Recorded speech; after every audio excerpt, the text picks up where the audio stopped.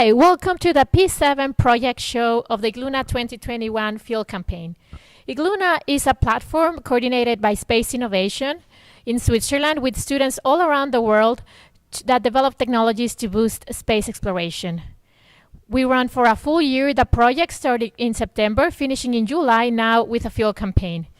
This is the third edition of IGLUNA, and we have this year 12 teams participating from 9 countries. It's our pleasure to welcome today to the team of ISAE-SUPAERO called CoRoDro, meaning Collaborative Rover and Drone. They are developing a robotic system to enable the exploration of unknown environments with autonomous navigation. So let's welcome to the team, and please don't forget to write your question in the YouTube chat. We'll watch a little project show, and then you will be answering all your questions and addressing your comments. So welcome, team. Hi Tatiana. Hi everyone. We are CoRoDro. My name is Maximilien Dreyer, and you're about to see our tests that we've performed in June in Toulouse.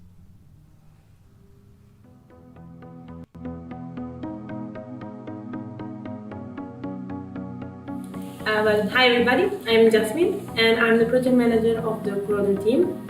CoRoDro stands for Collaborative Rover and Drone, and it's kind of a bit of a spoiler about our project. In fact, we have 2 systems, a rover and a drone, that are going to explore an unknown environment collaboratively. So, as you all know, IGLUNA is a mission to test new technologies for the moon, and we have a drone. So that's kind of a bit strange. Why we have an Earth drone when on the moon there is no atmosphere? So our drone simulates a system that is propelled with thrusters. It's a lunar boat that is going to help a rover exploring the lunar environment. Unfortunately, for environmental, monetary, and safety constraints, we cannot really use a trusted boat. So we use a drone to simulate its operations. Going to our mission, we have 2 phases. One is mapping phase with our drone. So we go around with the drone totally autonomously, and we explore the unknown environment. We create a map and we post-process it on the drone in order to give it to the rover, keeping into account the obstacles that the rover can and cannot overcome. Moreover, during the mapping phase with the drone, we have the possibility to find some point of interest, set their coordinates, and then give them to the rover. For the mission phase, the rover computes an overall plan for itself and the drone. It sends a plan to the drone, and then both systems explore the environment, taking pictures of the point of interest from a drone. Of course, let's just say that the rover finds new point of interest while it's moving. Then, in that case, we will have a re-evaluation of the plan, and based on this re-evaluation, we're going to take into account the new point of interest and take pictures of that. So now I'm going to leave the word to my teammates so they can explain you the different parts of this project. Hi, I'm Loïc from the Drone Path Planning team. I'm going to present you the drone and the rover. The drone is equipped with a tracking camera and a depth camera. It also has a telecommunication system. It was totally assembled here on SUPAERO. The rover has a tracking camera too, a depth camera, and a LiDAR to know the obstacles in front of him. The rolling base is a classic Leo rover base, and the upper part was assembled here in SUPAERO. So both robots are connected to a local network. Thus, we can control them remotely, send them in autonomous mission, and transfer the data they collected during the missions. Hi everyone, I am Marine, the team leader of mission analysis. I would say that mission analysis is very important to ensure the success of the mission. Our role is to quantify, forecast and anticipate the hazards of the project. From the battery management to the details of each test, and from the details of each component to the risk related to the project, we ensure the compatibility of all the parts of the project. So I can summarize the work the team has done through these years with 3 main tasks. First, we performed a risk analysis that has been updated all along the different phases of the project. And this risk analysis details the different risks, so risk of injuries for the operators, risk of breakage for the robots, and also their mitigation actions.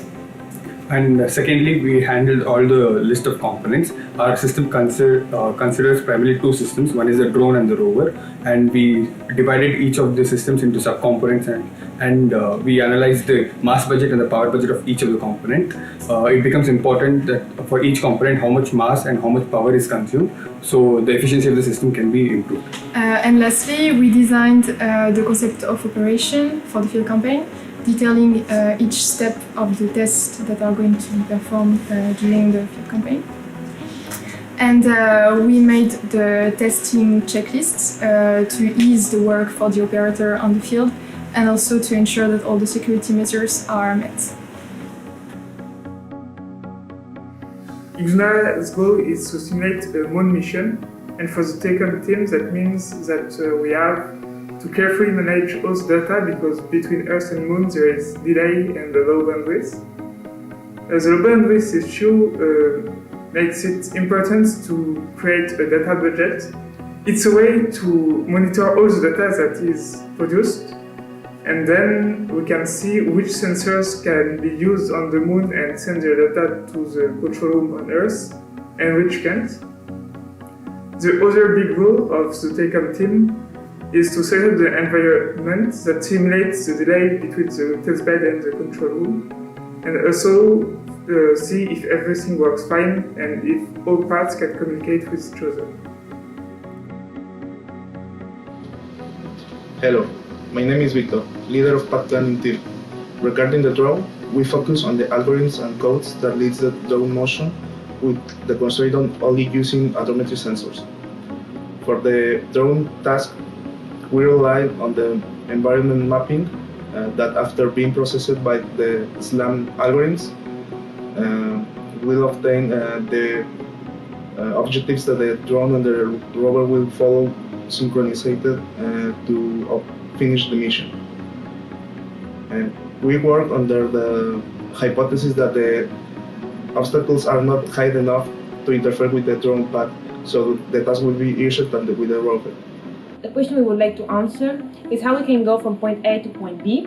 And in that case, we have to keep into account the obstacle size, which obstacle the rover can and cannot traverse, the mobility system, and so on.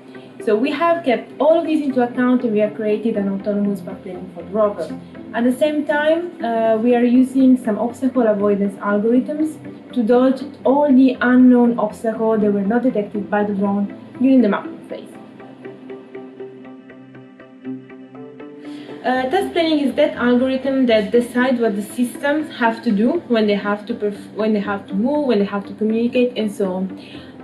In our project, we are using deterministic AI planning. Deterministic means that we know exactly the behavior of the systems thanks to the mission analysis. We know the environment where we move thanks to the SLAM team, and there is the artificial intelligence inside because we use logic-based systems. And this is how we decide how our system moves in a totally autonomous way. At the same time, we always have the human in the loop. So we show to the operator in the control center what the system is trying to do with the state machine. And I think this is everything for me, so I'll let the word to my other teammates. SLAM is the acronym of Simultaneous Localization and Mapping. Our goal is to ensure that the robotic systems understand their environment. More than just the perception of their environment, we implement the functionalities that allow both systems to be able to understand if something they see is an obstacle, a reachable place, or one of the points of interest, which are the target goals of the mission.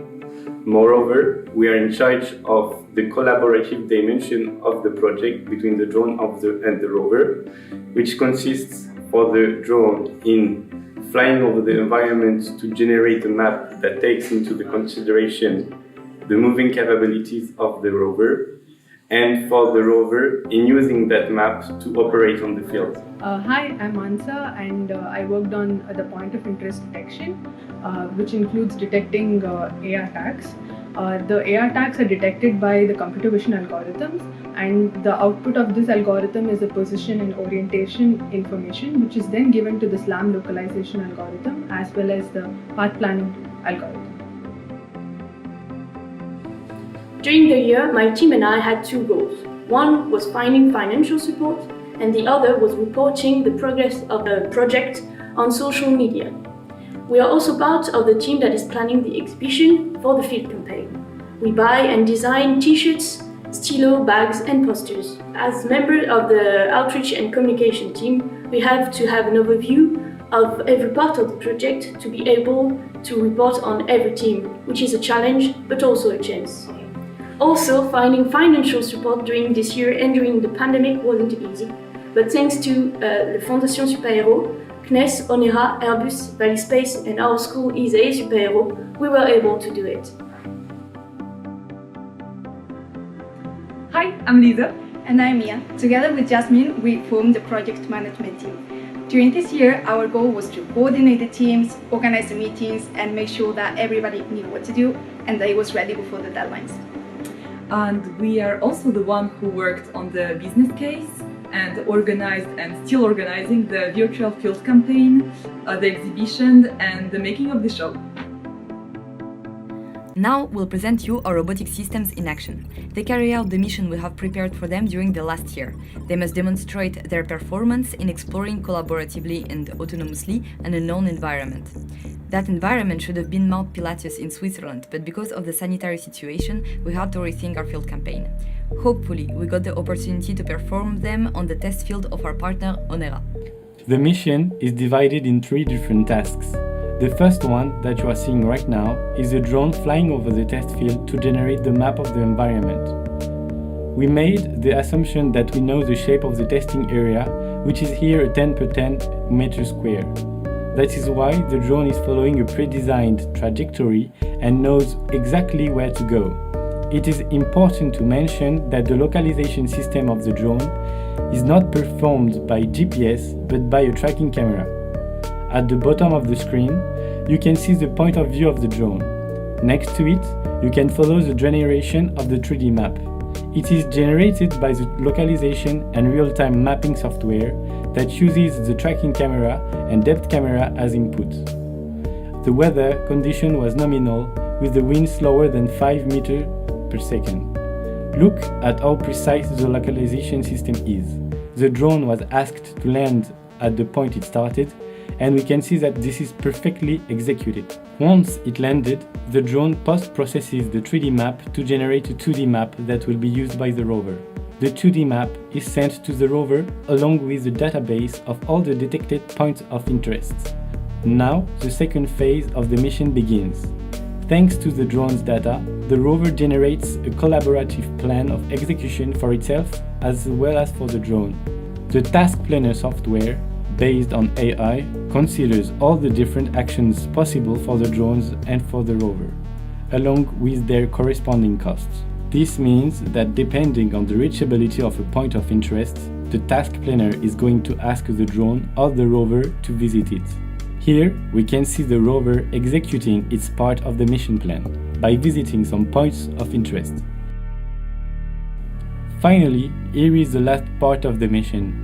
The drone executes its part of the execution plan. It visits the remaining points of interest that were judged too difficult to be visited by the rover, or it visits some of the same points of interest to get a better angle of it. Contrary to the mapping phase, this time the drone stays still few seconds over the target to perform a more advanced analysis.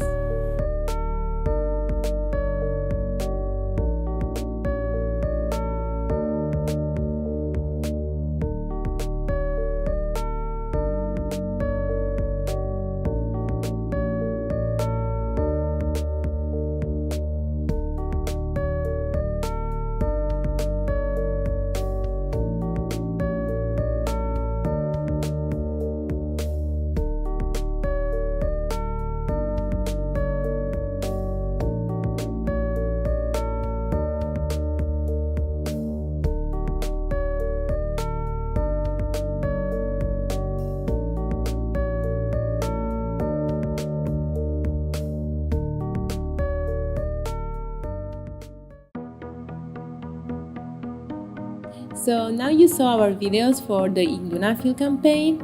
It's a testing that we have done in the last 2 weeks. We have tested in 3 different locations: in the gym here at ISAE-SUPAERO, in our laboratory that we call the Volière, always at ISAE-SUPAERO, and then the last testing was done outdoor in the testing terrain of Onera à Espers. This is a city nearby ISAE-SUPAERO and Toulouse. So during the testing here, we didn't have any problem for the rover. Most of the problem related to the drone, so we had to fix a bit the flight parameters. But at the end, it worked quite good during the last testing at Espers. Unfortunately, during the last testing, we had problem with the path planning of the rover.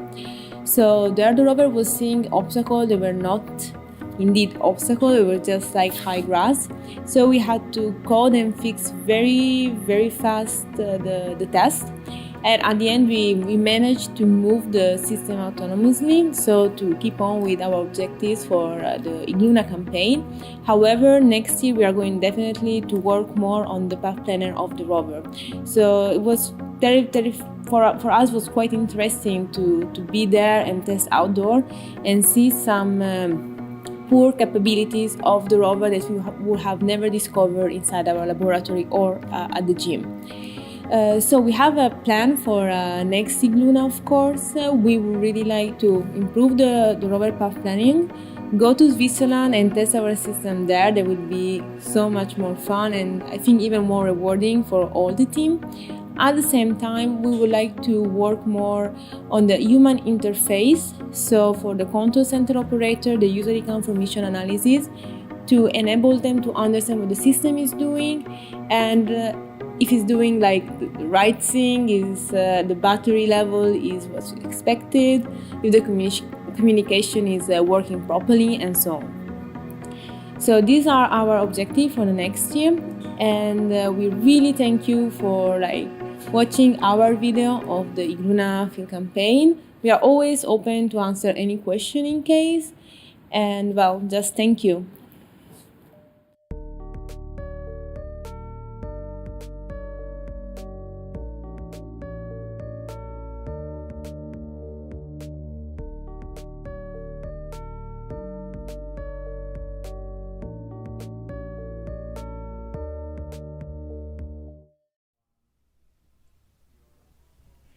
Okay, hi. I hope you enjoyed our video. Just to finish, to present the meeting here at Vexatu's house. Well, I'm Jasmine Rimani.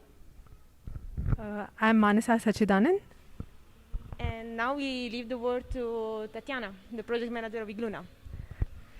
Hi and welcome back. We are live today at Verkehrshaus house, the Swiss Museum of Transport in Lucerne, and we have the students here. You just watched their live show. That was a video recorded in France over the last few weeks, and they're here for the fuel campaign, and they are here also now to answer your questions. So don't be shy, type your questions in the YouTube chat, and let's check what we have so far. So we have one question for you guys.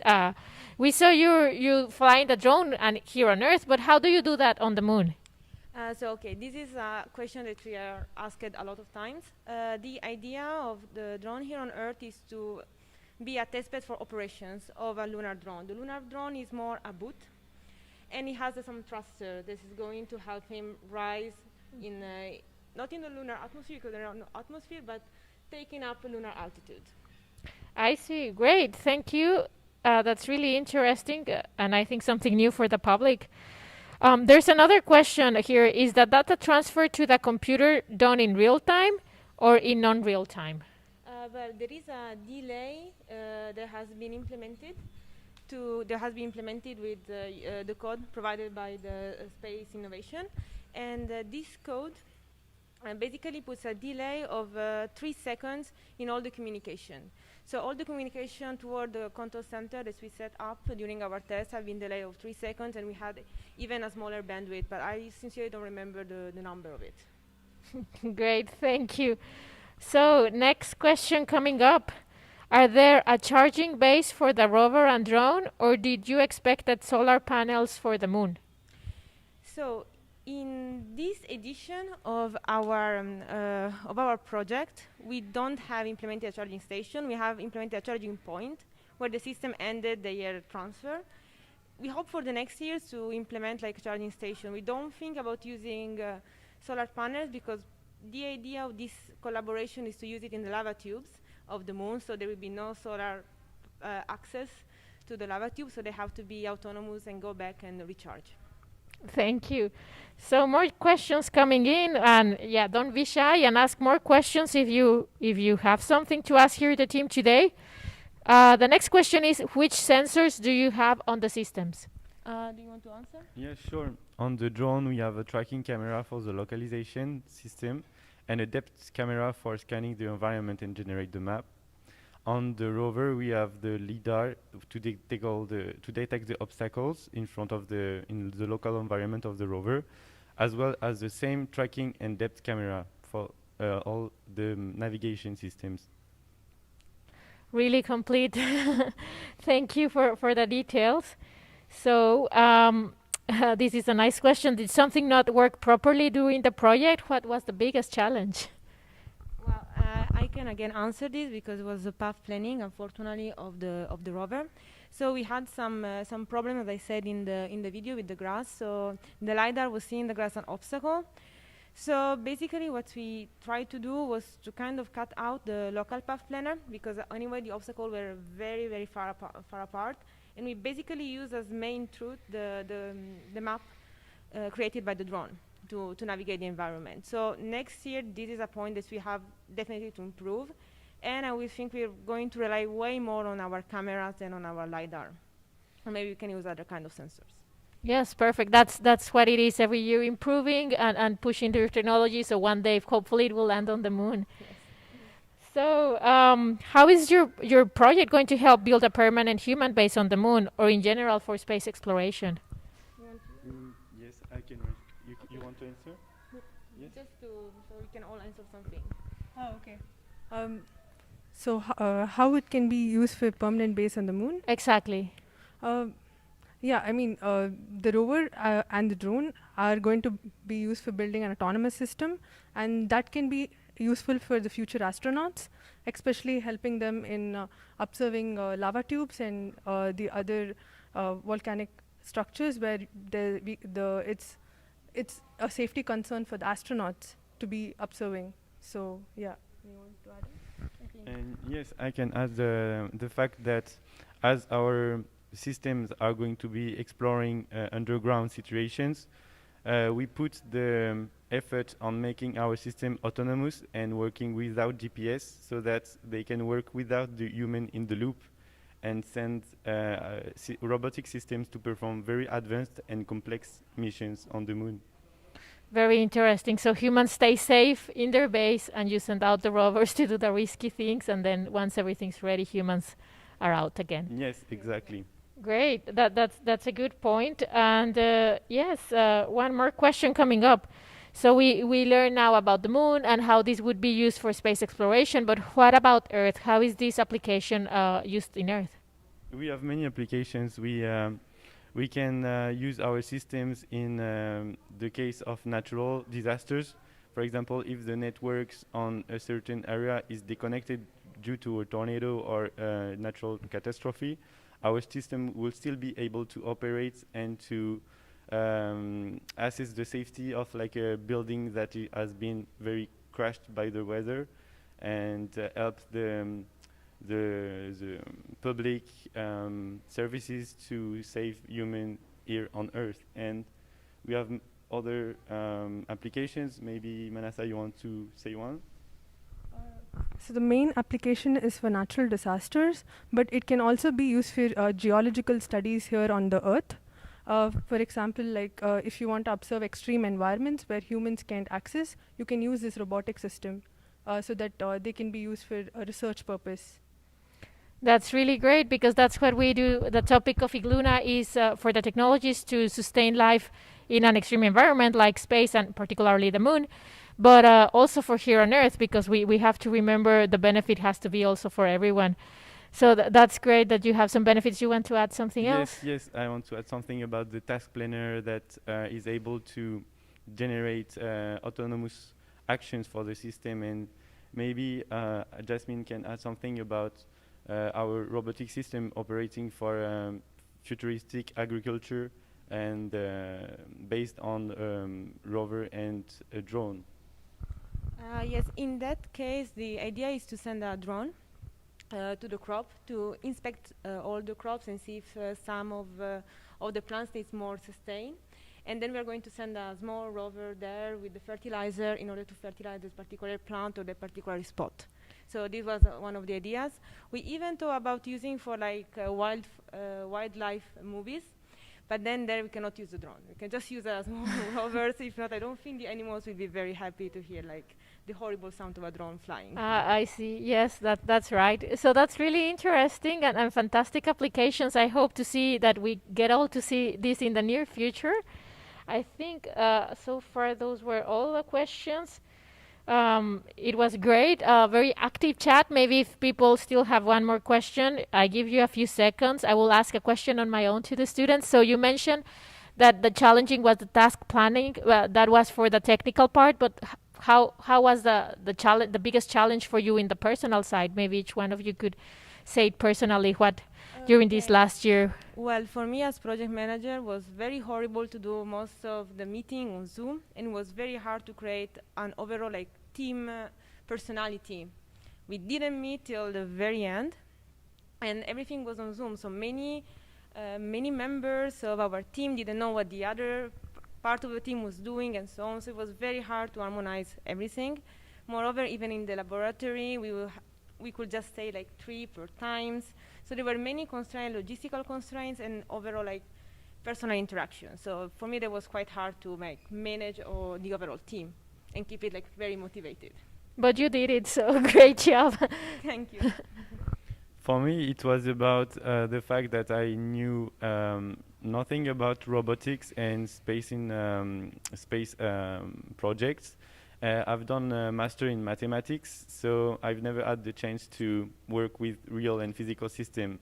And so the challenge for me was to learn how to apply my knowledge to real physical system and fight the struggle of testing with real physical robots. And it was also the most rewarding part of my work inside this project.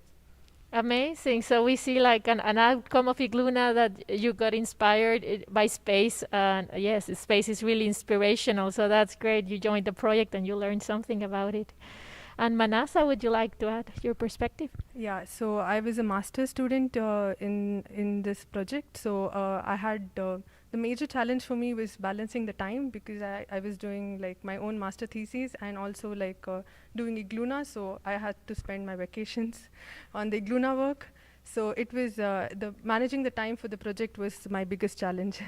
Yes, and well, but you were interested to do it extracurricular activity, and exactly, I hope that the rewards of learning and the whole experience was worth it. It was really a mind-blowing experience because I learned a lot, yes. Happy to hear that. Yes, I think for all the teams and worldwide, that was a quite challenge situation this year, but we're very proud that you made it and very successful in the reviews, very successful now in the field campaign, organizing your own campaign in France to be compliant with safety regulations. So we are very happy that you could join us here today live. I will just check if perhaps there's any last questions coming up. Yes, we have one more. How would the rover behave in absence of AR tags? How would it know where to look and how to find the points of interest? So we decided to start with AR tags because of the time constraint, but the idea is to actually implement like a convolution, a deep learning algorithm for the next IGLUNA campaign to actually identify like rocks or like objects using AI technology. At present, due to time constraint, we implemented AR tags, yes, as the goals of the mission. Yes. That's good, yes. So you have a future perspective. Maximilian, you wanted to add something general from... Yes, about challenge, individual challenge. Maybe I can add about our common challenge. And it's our first year in IGLUNA, so we developed all our systems in 1 year. And the biggest challenge for our team was to develop all the different phases of the missions to perform and complete the mission from 0 to to the end of the mission. And so that was very rewarding to have our drone flying, sending all the data to the rover autonomously generating the plan of action and actually going to visit the point of interest. So we are very proud to have been able to succeed and complete the mission we set ourselves to accomplish. Yes, sure. Yeah, I would also like to thank our project manager for showing great resilience during our IGLUNA work. Yeah, so I think it was the team leaders of each team and also the project management team, which kind of led the team during like the pandemic and other parts of where we showed like where it was quite challenging. Yeah, we had great team leaders, I would say. Yes. That makes the project work indeed. Jasmine, anything else you would like to add? Well, the only thing I would like to say is I really would like to thank my team because they worked with me till very late at night. Like we started working around 7 in the morning and we finished sometimes at 9, and they were all there with me, like trying to fix the problems. And so I really want to thank them because at the end it was a fun project, even because of the team members, the time that we spent together. And it was just very fun. That's good to hear. And yes, indeed, it was a challenging task for you, starting from scratch and actually building a functional prototype that you could test and get results. And now it's ready to move to the next technology level. So that's really great. Congratulations, guys. I have a comment here because your team is very international. So we have a comment saying that India is supporting Manasa. So great. Cheers all the way to India from Switzerland. And indeed, it was a very international team, the one you had in France, so some French students, but also Italian. And can you say something about the other nationalities? Well, we had the Russians for Elisabetta, of course. Miriam was Spanish. Then we had Victor, he was from Mexico. Then I think that's it. Gautam was as well from India. I don't recall, but you are Swiss in theory. Yes, I'm both Swiss and French. So Switzerland as well, and Italy with me. And then I think that's mostly were French people. Okay, great. So greetings to France and to all those countries. I hope you're watching live or you would watch later. And yes, with this, I think I would say goodbye. We have no more questions at the moment, but if something comes up, feel free to reach out the team. I'm sure they will be happy to answer your questions afterwards. And now, as we close, I would like to invite you to watch our next project show tomorrow. We have ISA Director General with an online meeting at 11 hours of Central European Summertime.